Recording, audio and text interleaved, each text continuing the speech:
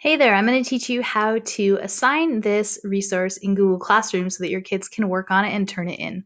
So first of all, if you're in your Drive, it should be one of the first things that pops up here if it was recently purchased. And you can double click on it to open it up. And then you can delete slides or make any edits that you want to. Um, this is our project overview, and then this is the video for how to assign the resource. And then these are the pages that the kids work on. There are 32 questions, so if you want to assign this as a standalone project, it's ready to go and you can just go ahead and assign it right now, and I'll show you how. So I'm going to hop on over to Google Classroom. I made a test class because I have a teacher account, but wanted to do this on a personal account. Click on Classwork and Create Assignment, and give it a title, Multiplication Strategies, and then you can write in instructions here. Then I'll click Add and select Google Drive.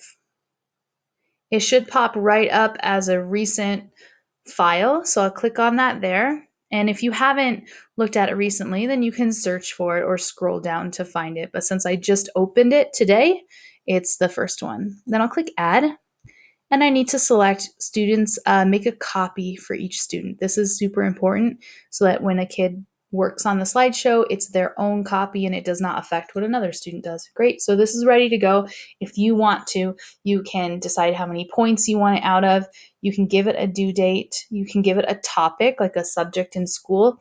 And you can also click here and see a list of your students, and you can assign it to all of your students, which is the default, or you can just assign it to half of your students as an extension. So then click Assign, or you can schedule it to assign at a future date. Okay, so that's all ready to go.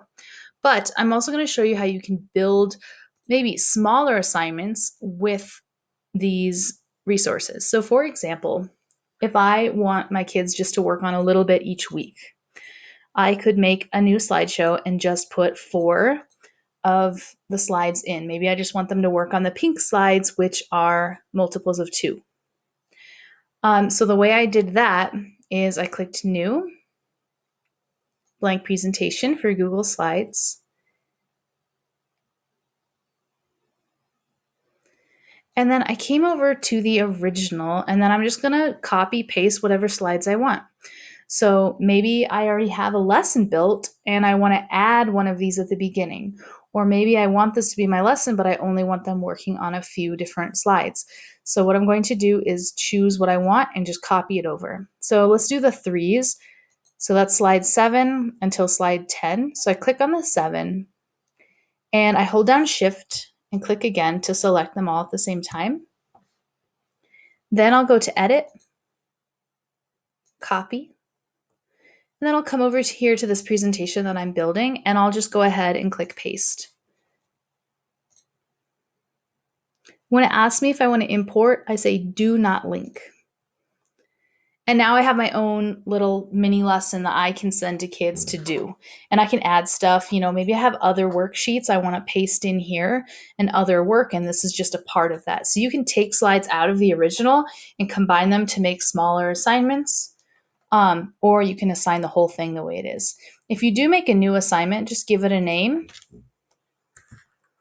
Multiples of 3.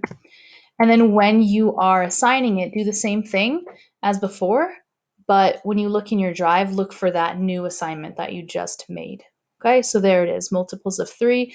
That's the one I just made, and I'll assign this one instead of that one. And it's great that I still have the original, so I'll always keep that original copy, but then I can build smaller assignments for my students as well. So I hope that's super helpful. Please let me know if you have questions. This is just a couple of ways that I would use this, but definitely make it your own and do whatever works for you and your kids. I hope that this is helpful with getting your kids, interacting with multiplication, especially if you're doing remote learning, so they get a chance to kind of practice these concepts digitally. Thank you so much for watching, and I hope you have a great day.